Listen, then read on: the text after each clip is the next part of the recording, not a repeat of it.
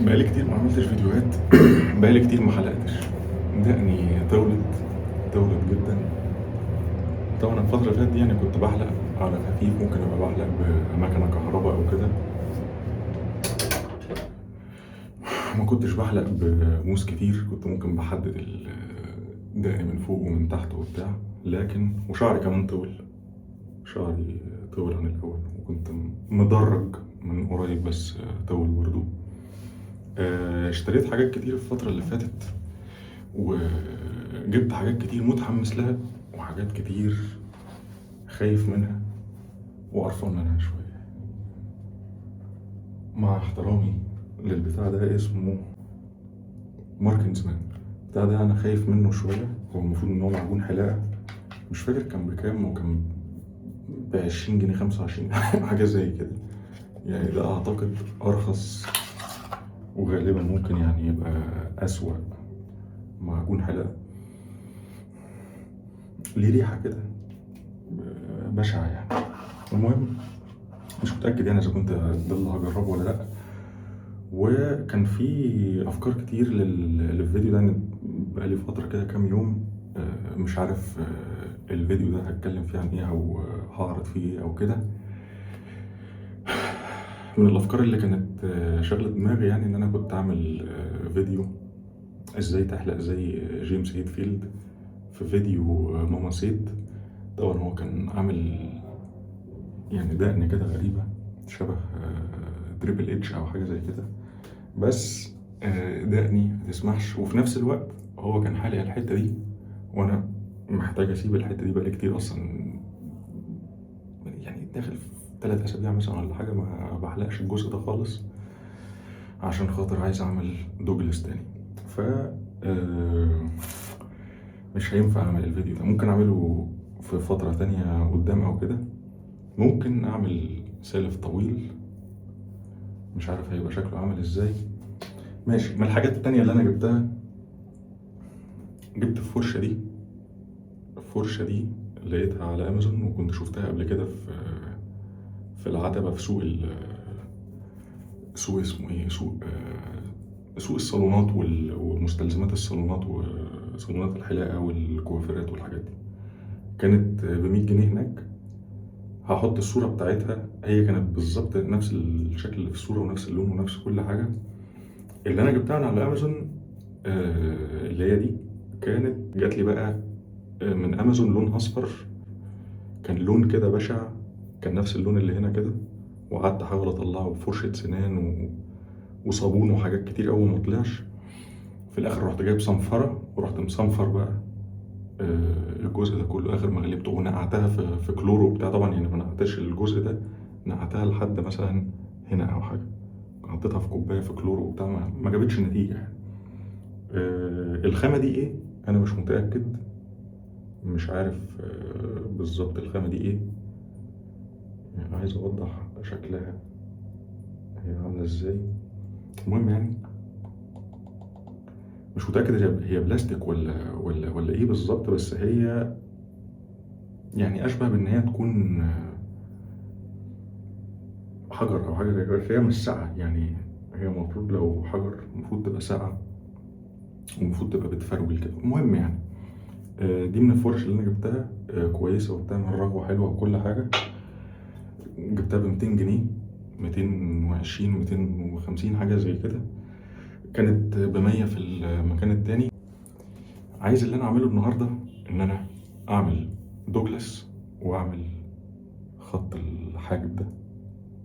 كنت عامله خطين عند الحلاق لما كنت مدرج، بس هي طولت وعدت عليها مرة تانية في خط واحد، وهعيد عليها تاني النهاردة. طيب، هحلق دقني كهربا واسيب الجزء ده وارجع له.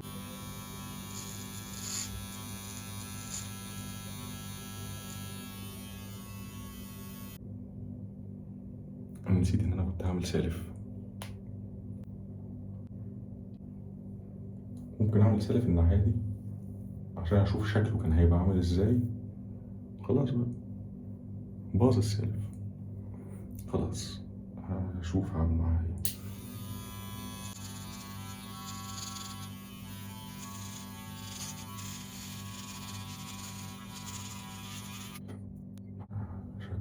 سيرس خالص.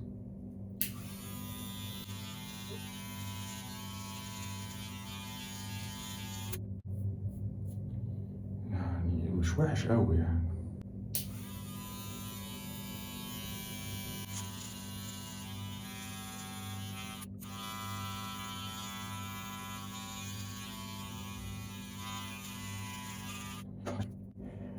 ممكن برضو اخلص من حاجبي دلوقتي عشان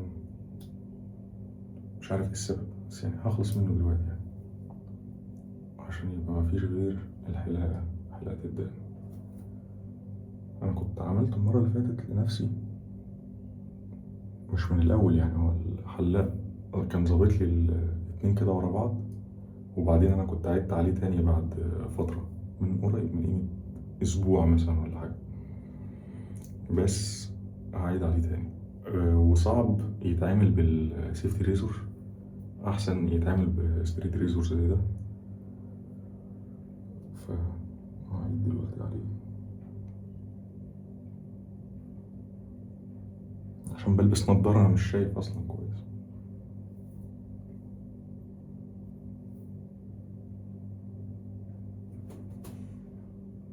انا حلقة في الموبايل، لا هيبقى صعب.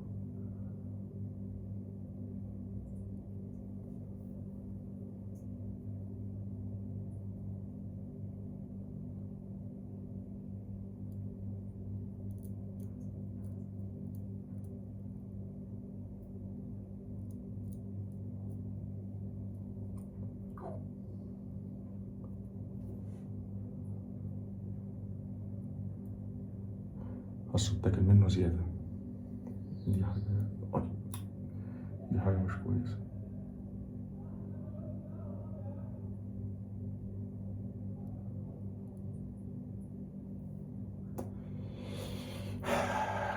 هبقى في الموضوع ده الحلاق، بس خلاص هو اتعمل.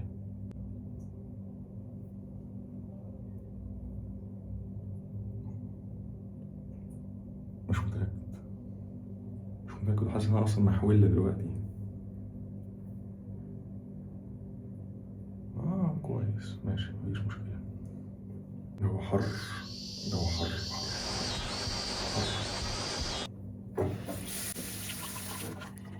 من الحاجات التانية اللي انا جبتها ومتحمس لها،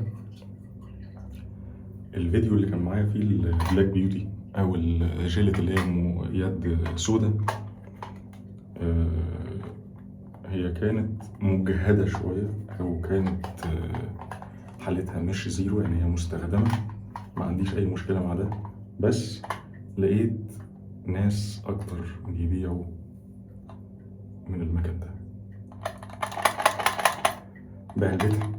بعلبتها. هي زيرو، هي جديدة. الاتنين دول جداد، انا جايبهم من ناس مختلفة. دي كانت من عم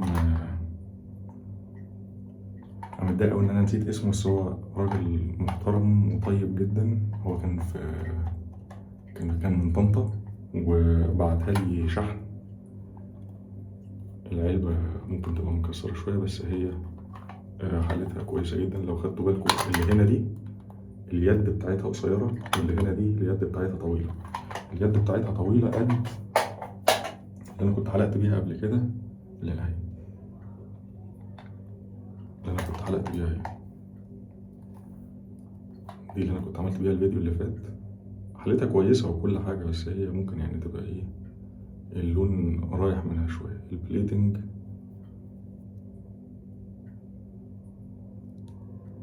رايح منها شوية، بس هي حلوة برضه يعني، سليمة ومفيهاش أي اعوجاج ولا حاجة مخبطة أو معوجة أو كده، ممتازة.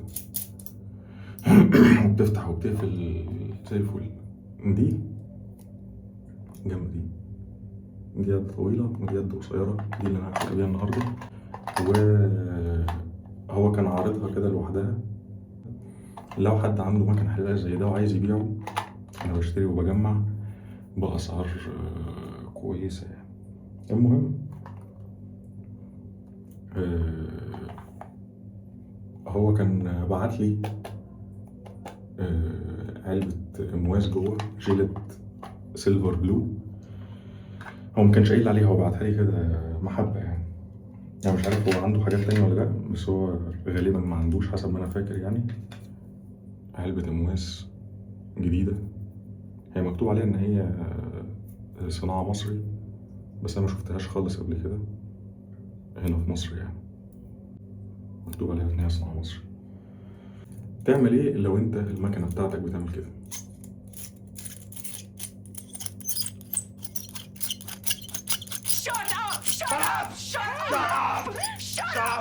هي مزيقة، هي عشان جديدة، هي جديدة جديدة يعني محدش استخدمها قبل كده، وما حطش فيها موس أو حلق بيها قبل كده خالص. جديدة جديدة يعني مش هزار.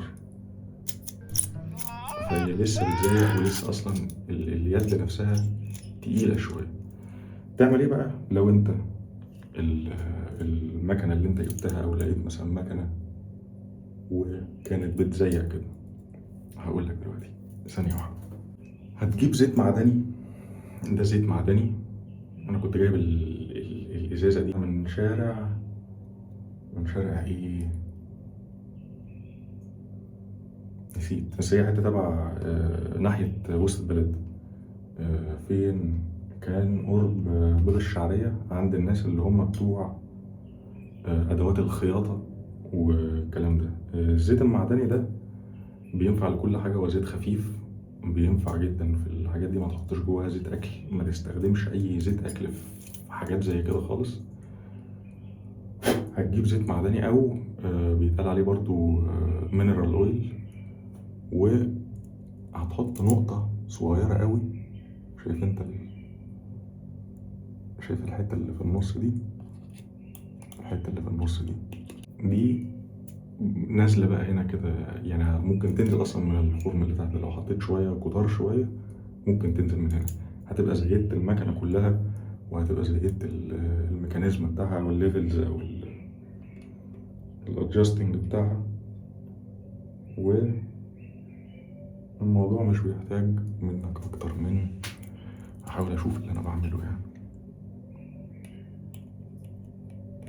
هي نقطة، 2، 3. ممكن واحنا بنتكلم دلوقتي تنزل من تحت. ممكن تعمل ايه تاني؟ ممكن تزيد. شايف انت مكان الادجستنج في فوق هنا كده، اللي هي النوتش دي بتاعت تحديد الليفل اللي انت عليه. هتيجي برضو عند النوتش دي تحط برضو ايه جواها. ممكن برضو نحط نقطة بين الجزء اللي بيفتح ويقفل ده. انا طبعا يعني بقول نقطة هنا، بس انت هنا هتحط يعني كم، نقطتين 3 كده. حط برضو هنا كده قدامك، تيجي عند الحتة دي، شايفين النقطة اللي نازلة دي؟ تك تك، بس كده. ممكن تحط على الأجزاء اللي هي المربعات اللي جوه دي، اللي هي دي ودي ودي ودي. مش عارف هما باينين، بس يعني ممكن ما يبانش أنا بشاور على إيه. شايفين انتوا دول الأطراف، الأربع أطراف دول؟ شفتوا؟ لسه بتزيق اهي.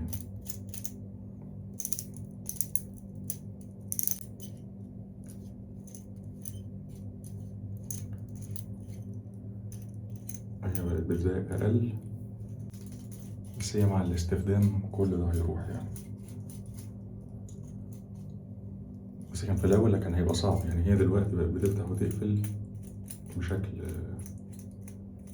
لين لانت.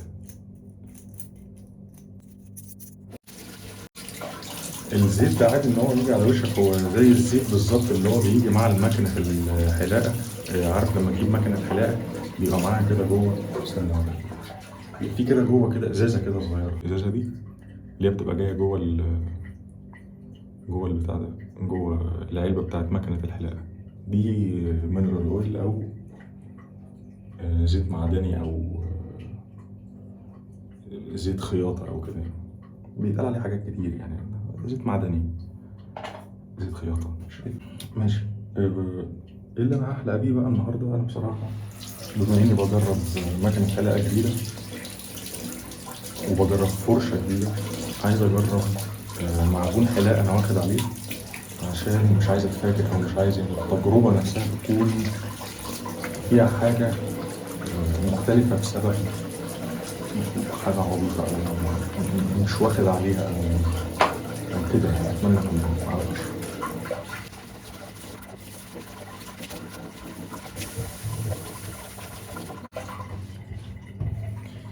طيب، دي مش الفرشه المفضله بتاعتي، بس انا بحبها وبحب اللون الاحمر اللي فيها ده.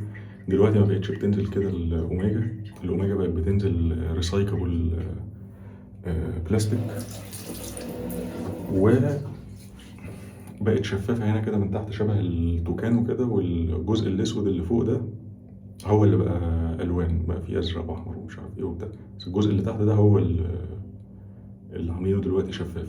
انا بحب الجزء ده لما كان ده بيبقى ملون والاسود ده ثابت مع اللون اللي بتاع البور غير. كنت بحب الشكل ده يعني، انا عاجبني كده شكلها ولونها جامده. كان في منها الوان كتير، بس انا عاجبني قوي اللون الاحمر مع الاسود مع البيج. بحبها أوي. نسيت انقعها للاسف، هحاول انقعها من دلوقتي على قد ما اقدر لحد ما ابتدي اعمل اي حاجه، لان انا اصلا عمال اتكلم كتير. فانا هستخدم الفرشه اللي انا بحبها والموسم. استخدم الفرشه اللي انا بحبها، استخدم الموس اللي انا بحبه، والمعجون اللي انا بحبه، وايه تاني، ومكنه الحلاقه اللي انا لسه ما جربتهاش.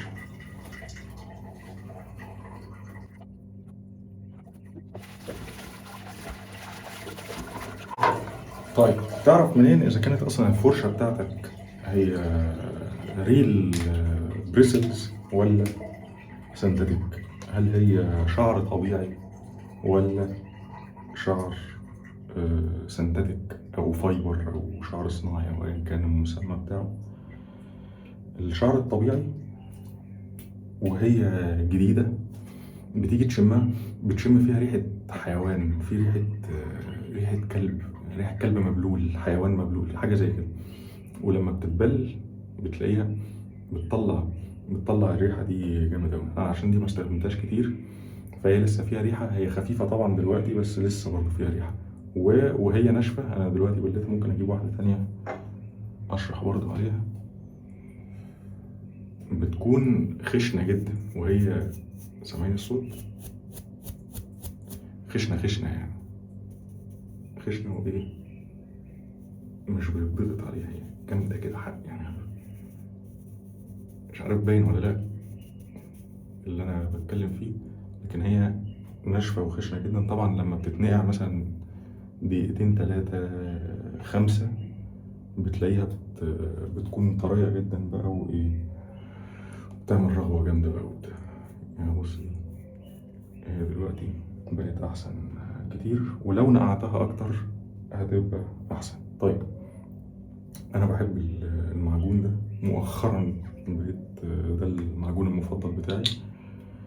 هتطلع حتة قد عقلة الصباع بالظبط وتقيسها على عقلة صباعك. تيجي هنا كده تطلع قد عقلة الصباع كده بالظبط، يعني في الحدود دي كده. وهتجيب بولة مش صغيرة أو مش صغيرة قوي، قد دي كده مثلا. هي دي بولة كبيرة دي مش بولة صغيرة خالص يعني، بس انت هتجيب البولة في حدود الحجم ده. دي كانت الهلال والنجمة بالمناسبة، كانت ب20 جنيه ولا حاجة وخامتها حلوة جدا، بحب جدا خامة البلاستيك بتاعها.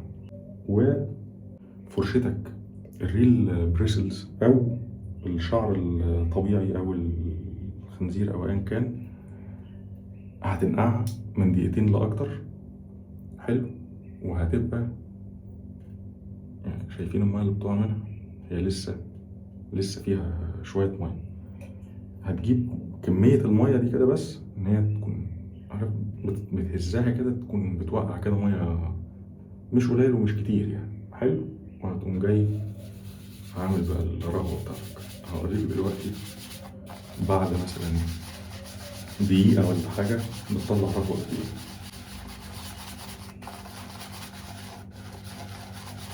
وبالمناسبة دي فرشة نوعا ما جديدة مستخدمتهاش كتير. كل ما بتستخدمها أكتر وكل ما تعمل بيها صابون أكتر كل ما بتكبر. أنا مش عارف أعمل إيه مع الرينج لايت ده. لا مش هينفع الإضاءة دي، هروح أجيب إضاءة تانية وأجي.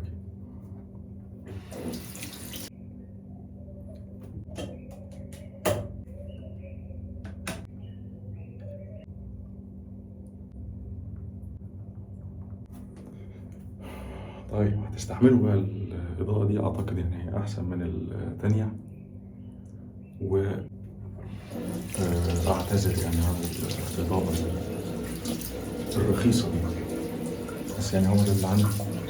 بس يعني أنا بحلق دقني أصلا يعني مش محتاج يعني أكتر من كده. أنا بالنسبة لي الموضوع بيبقى فيه كسل مش طبيعي إن أنا أعمل فيديو، لكن ببقى عايز يعني أفتح كاميرا الموبايل يعني وأصور يعني على طول.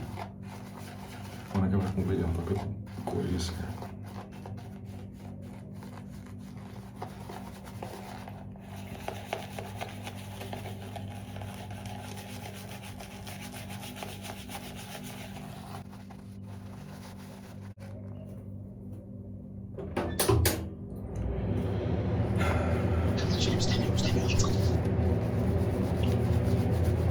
الجو حر يا جماعة، معلش. فتحت الشفاط. لو الصوت مضايقكم أو مضايق حد يعني يبقوا عرفوني وهحاول يعني أتصرف في الفيديوهات الجاية. هو كان في هنا أصلا شفاط صوته عالي، وبعدين غيرته وجبت شفاط تاني جديد كان فريش صوته عالي برضه، ممكن يعني نفس علو الشفاط القديم اللي ممكن مثلا بقاله هنا راكب أكتر من 30 سنة مثلا ولا حاجة. بعد كده جبت اللي هنا ده تورنيدو، مش عارف ازاي التورنيدو هيبقى أحسن من فريش يعني، أيا كان يعني. بس في كمية رغوة هنا، هي مش أكبر رغوة يعني، بس الفرشة عليها قد إيه. وهنا في كمية كبيرة جدا طبعا مش باينة بسبب الإضاءة الرخيصة، بس هحاول أجمعهم كده في حتة. هما اللي متجمعين تحت يعني، فوق في لحواسة يعني مفيش كتير، بس هو الكمية اللي تحت دي والكمية اللي على الفرشة دي، الكمية اللي على الفرشة دي كتير يعني، ممكن أحلق بيها الحلاقة كلها. ودي مش رغوة كتير يعني، لكن دي أقل رغوة ترضى بيها من الفرشة بتاعتك. طبعا انت كل ما هتديها يعني عارف نقط ميه، ممكن مثلا كده تحط ايدك تحت الميه تجيب ميه قليله جدا نقط بس يعني. لو حسيت ان هي محتاجه ميه وتكمل هتلاقيها بتعمل رغوه اكتر معاك. لو الفرشه بتاعتك سنتاتيك ممكن تعمل رغوه اكتر من كده، عشان الفرش الشعر الطبيعي بتاخد وقت عقبال ما تعمل رغوة أحسن. هي كل ما بتقدم أو كل ما بتستخدمها كل ما بتكون أحسن يعني. ده بالنسبة للشعر الطبيعي. السنتاتيك بتعمل رغوة أسرع وأكبر غالبا يعني. وأنت بتحلق يعني أنت بتبقى عايز تنجز برضه، مش هتضيع وقت كبير في الرغوة. أنا بقالي دلوقتي أكتر من 3 دقايق مثلا يعني، ممكن وأنا بمنتج الفيديو أبقى أشوف خدت وقت قد إيه وانا عمال اعمل الرغوة دي. هي دلوقتي عاملة رغوة كثيفة، الفرشة عليها كمية كبيرة، وهنا في قد اللي على الفرشة مثلا مرتين أو حاجة. طيب نبتدي نحرق بقى.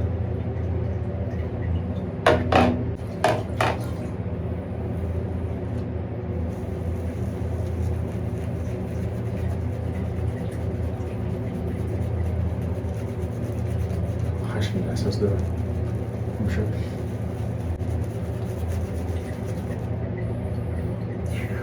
في ريحة كلب مبلول، مش كلب ميت، كلب مبلول. ريحة كلب مبلول.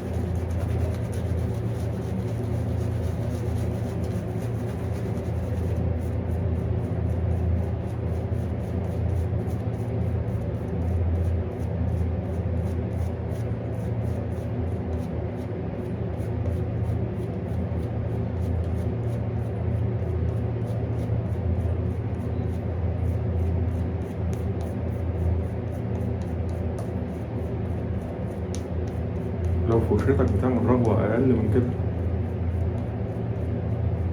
ففي مشكلة، يا إما في الفرشة يا إما في التكنيك اللي أنت بتستخدمه. حاسس الإضاءة دي بلاك لايت أو حاجة، في كمية رغوة هنا كتير قوي، وهنا كمان نفسي أبين في جوه كمية رغوة دي، بس في كمية كبيرة. الموس اللي هحلق بيه هيكون لندن بريدج. عندي واحد مستعمل، مش عارف استخدم المستعمل ده ولا لأ، غالبا هو آخر موس أنا حلقت بيه وحالته كويسة يعني. ممكن أبقى حلقت بيه مرة أعتقد، وحلقت بيه يعني هنا وهنا وهنا، وحلقت بيه ممكن أستخدمه. مكسل أدور بصراحة على واحد تاني. أجيب الموس، عندنا مغناطيس كده لازق على الحيطة بحط فيه الموس بكل سهولة. طيب هحلق بقى على كام؟ ممكن أحلق على 5 مثلا، 5. هبدأ بقى. المكنة دي إنتاج أعتقد أوائل السبعينات، كانت بتنزل في ممكن في نص الستينات أعتقد، أو في أواخر الستينات، 67 66 65 حاجة زي كده، اللي هي الطويلة زي اللي كانت معايا في الفيديو بتاعي، اللي هي دي اللي هي أم يد طويلة. وبعد كده في بداية السبعينات أو في أواخر الستينات، ممكن 69 مثلا ولا حاجة، أو سنة 70، ابتدوا بقى يقصروا اليد بقى بتاعتها. بعد كده آخر إصدار للمكنة دي المشط اللي تحت ده بلاستيك. هتلاقيها لو لقيت من المكنة دي ولقيت الحتة اللي تحت دي لونها أسود، بلاستيك كده لونه أسود، أعرف إن دي من أواخر إصدار المكنة دي، وما تجيبهاش يعني. خليك دايما في اللي هي أم يد قصيرة وكلها نحاس في نحاس، يا إما أم يد طويلة. الاتنين حلوين جدا، وأنا ماسكها دلوقتي في إيدي حاسس أم يد طويلة مريحة أكتر، وأنا يعني إيدي كده بتبقى مرتاحة عليها أكتر وأنا ماسكها يعني. طيب ممكن بقالي أكتر من نص ساعة بحاول أحلق وعمال أتكلم في الفاضي.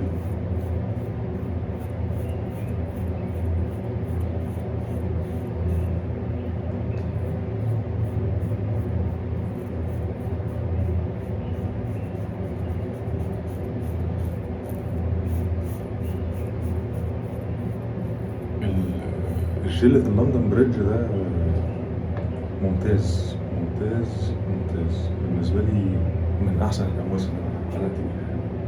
بحاول أدور على مكان أحط فيه الرغوة ومكان تاني أفضي فيه المكنة. ساعات الفرشة لما تكون جديدة أو ما استخدمتش كتير هتلاقيها بتوقع شعر زي كده. ده عادي يعني، لحد مثلا في كل حلقة مثلا ممكن يعني 3 شعرات مثلا، 5 شعرات بالكتير قوي يعني. ممكن مثلا أول ممكن مثلا 4 5 حلقات مثلا. أكتر من كده لأ، كده الفرشة دي فيها مشكلة ومحتاجة تتغير.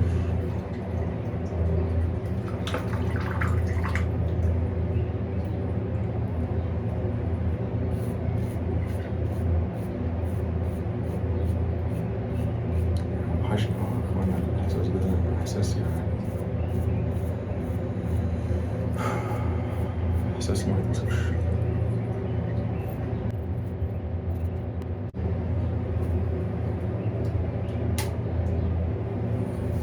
مش عارف كده الإضاءة أحسن ولا لأ، بس غالبا كده الإضاءة أحسن ليا أنا، يعني مش شايف أصلا.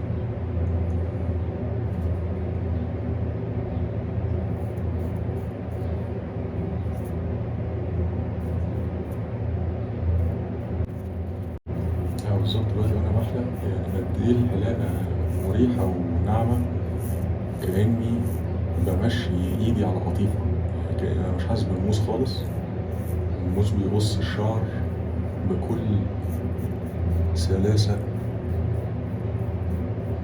ومريح بشكل مش طبيعي.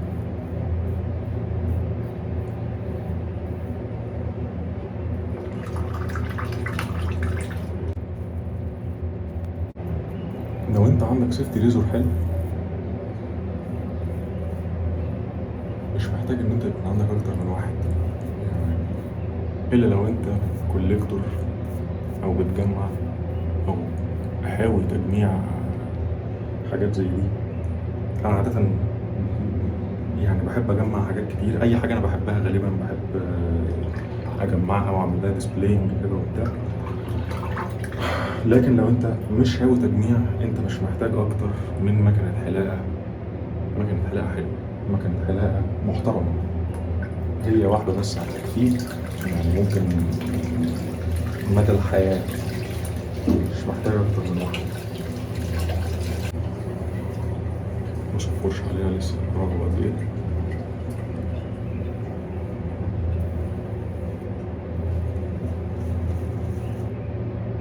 إحساس الفرشة على الوش، الواحد بقاله كتير محلقش.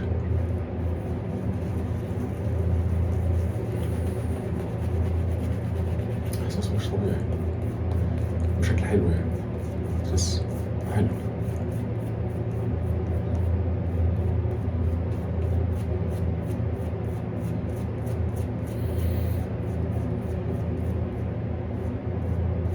المعجون ريحته حلوة، بس وأنا شامم ريحته دلوقتي الحلوة، شامم معاها.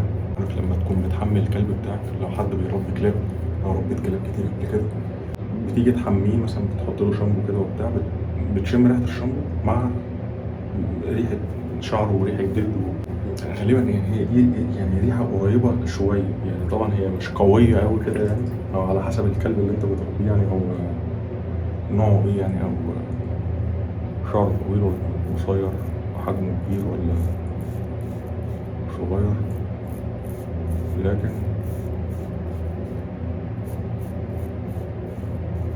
ده الإحساس اللي واصل لي دلوقتي من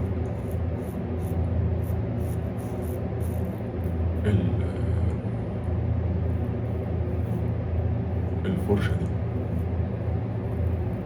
وأنا بحلق دلوقتي جنب كده، حسيت إن هي الموس حامي على الوش، حسيت بالموس بقى دلوقتي يعني، مش لطيفة بقى.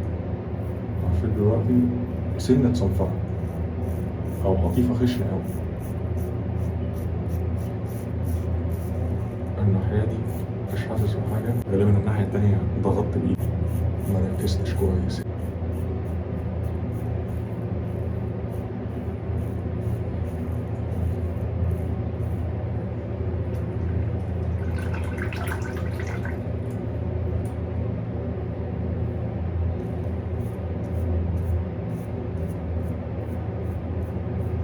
وانت عايز تحدد مكان، حاول ان انت تنظف المكان ده كده بايدك، وفي نفس الوقت تسيب جزء من الصابون، بحيث ان انت تبقى شايف اللي انت بتحلقه، في نفس الوقت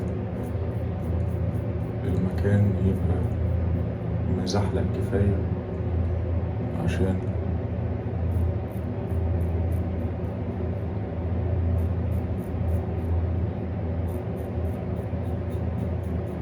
الموضوع يظبط معاك يعني. انا متأخر اوي في اليوم يعني. المكنة دي مكنة ممتازة،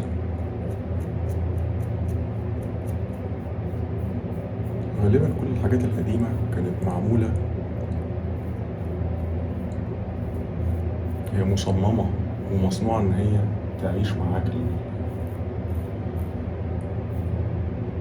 مش هقول لك يعني العمر كله يعني، بس ممكن مصممة إن هي تعيش معاك فترة من الزمن، فترة طويلة يعني، أو العمر كله. دي بجد أنت لو حافظت عليها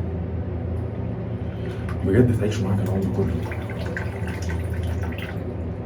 أو يعني على الأقل تقدير لو أنت بتحلق كتير قوي بجد يعني هتعيش معاك يعني مش أقل مثلا من 20 سنة مثلا. وبرضه لو أنت واخد بالك منها كويس هتعيش معاك أكتر. أنا بدأت حلاقة من ساعة لما ابتدت دقني تطلع في 2016 أعتقد، حسب ما أنا فاكر 2016 2015 حاجة زي كده. بقالي بتاع 10 سنين مثلا ولا 11 سنة بحلق. وبداية حلقاتي كانت بالسيفتي ريزور. ساعتها كنت جايب مكنة صيني، وبعد كده جبت المكنة كده لورد. المكنة اللورد دي لسه عندي لغاية دلوقتي، غالبا حلقت بيها، لا ما حلقتش بيها في الشانل، بس ممكن احلق بيها في الشانل. كانت قدامي هنا قريب بس شلتها عشان جبت مكن حلاقة كتير. هي فيترن وكل حاجة، ويعني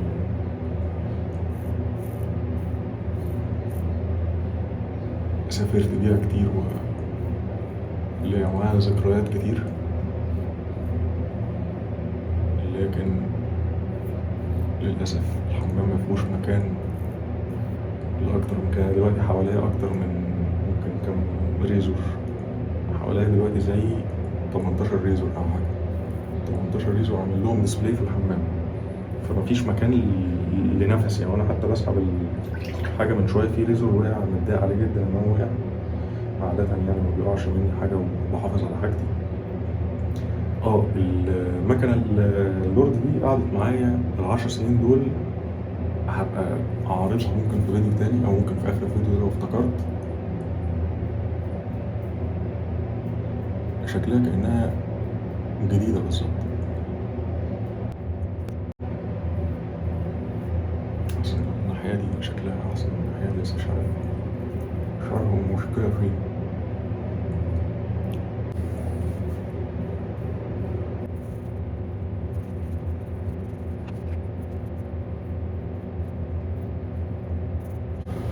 كده بقالي كتير بحلق، بقالي كده كتير أوي، وعمال حاطط الصابون على وشي بقالي كتير.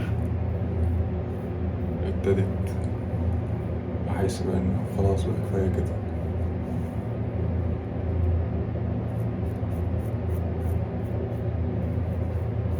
حلاقة نظيفة لحد دلوقتي، مفيش أي تعوير ولا أي حاجة. بس عشان بقالي كتير محلقتش، فأنا حاسس إن أنا مبسوط إن أنا ماسك المكنة وعمال أرش كده. طولت جامد. ممكن قدام شوية أبقى أتكلم عن الحاجات اللي أنا بجمعها، الحاجات اللي أنا مهتم بيها. مش عارف هي هتبقى بعيدة عن هي هتبقى طبعا بعيدة عن الحلاقة يعني، بس هي فيها نفس الفكرة من مكن الحلاقة، اللي هو حاجة معمولة إن هي تعيش العمر كله. ممكن أبقى أنا بتاع عبوس.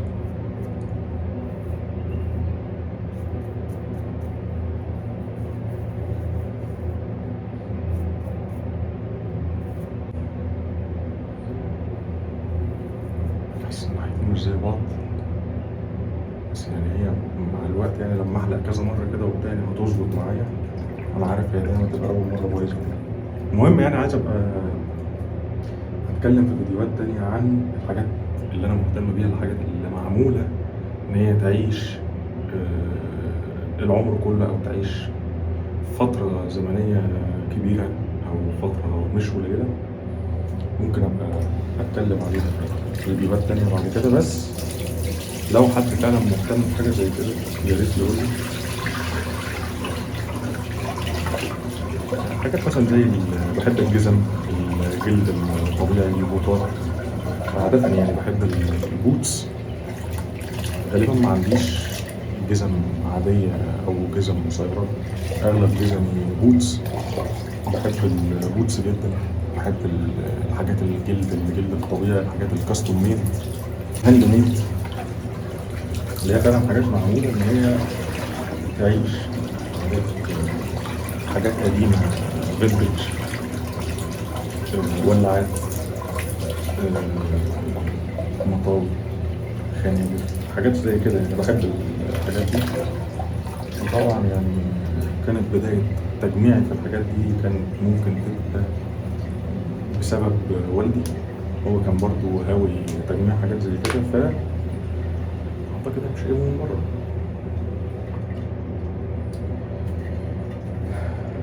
طيب، أغسل وشي بقى.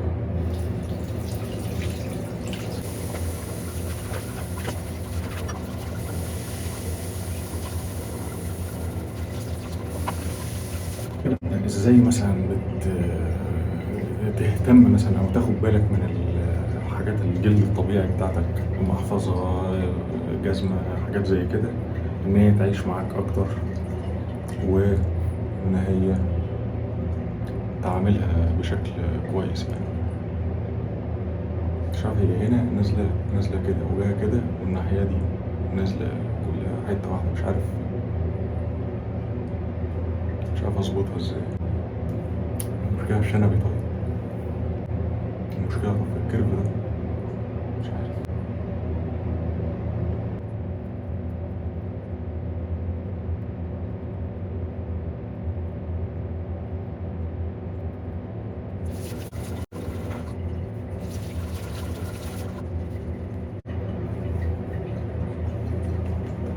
دايما لما تيجي تنشف، تخبط كده على وشك، ما تحطش الفوطة وتنزل.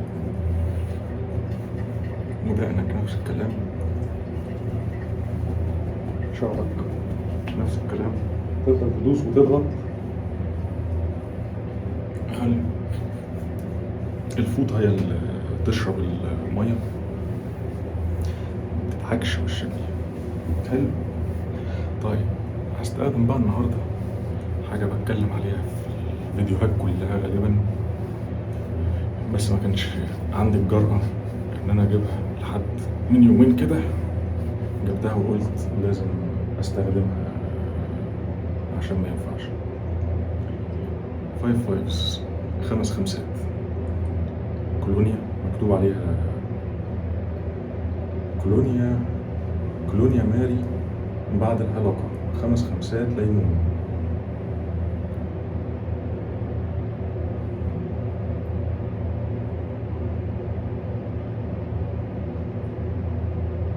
ده شكلها مكتوب عليها ان هي اصلا كحول 70% في البتاع دي. كحول 70% زي الايسيري بالظبط، او هي ايسيري اصلا. مش عارف هي ازاي اصلا بعد الحلاقة وافتر شيف. لو حد يعني عنده خبرة في موضوع الافتر شيف يا ريت يعرفنا. في دي هي غالبا شبهها بشكل كبير نيفيا الفريش كيك، زيها من حيث القوام مش من حيث الريحة. طبعا دي ريحتها تحفة، بس هجمد قلبي واستخدمها.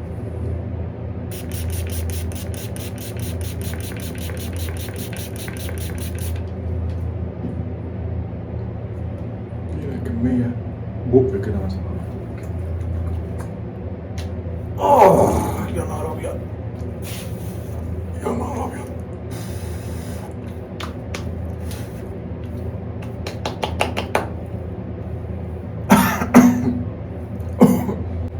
ريحته قوية أوي.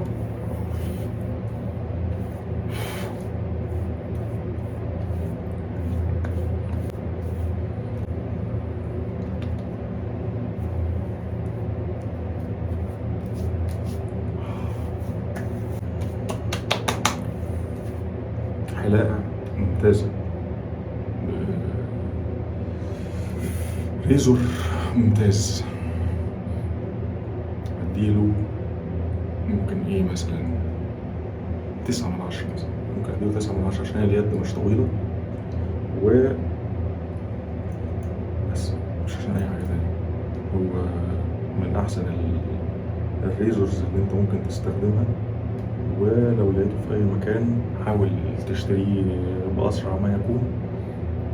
أهم حاجة إن هو يكون حالته ممتازة، مش لازم يبقى بالعلبة.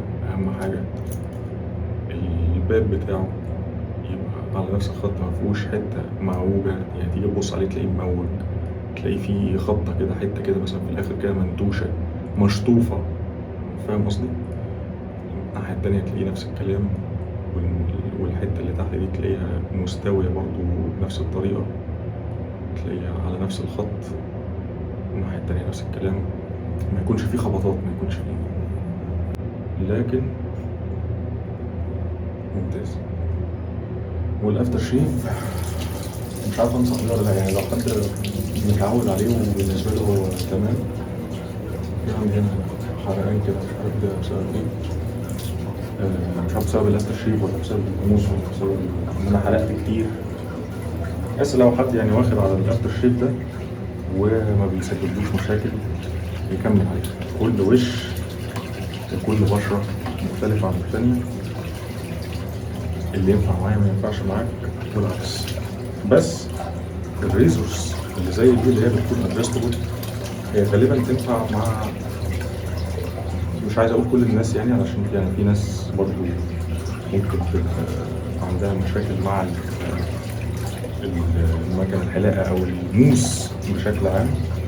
المكنة دي او اللي زيها اللي بتكون ادجستبل، ليها هنا درجات، تنفع مع كل الناس بنسبة كبيرة جدا. فأنصح بيها أي حد مهتم بالطريقة بتاعت الحلاقة. بس كده يعني، أي حاجة تانية هقولها هبقى بطول في الفيديو على الفاضي أكتر ما هو طويل. أنا دلوقتي مصور ساعة و8 دقايق بالظبط، وقبل ده كنت عملت كات كده وقفلت الفيديو وبعد كده فتحته تاني عملت الساعة دي.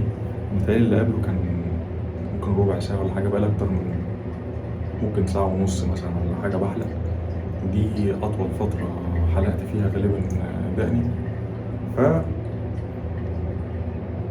بس كده، أشوفكم لما دقني تطلع، مفيش حاجة أقولها.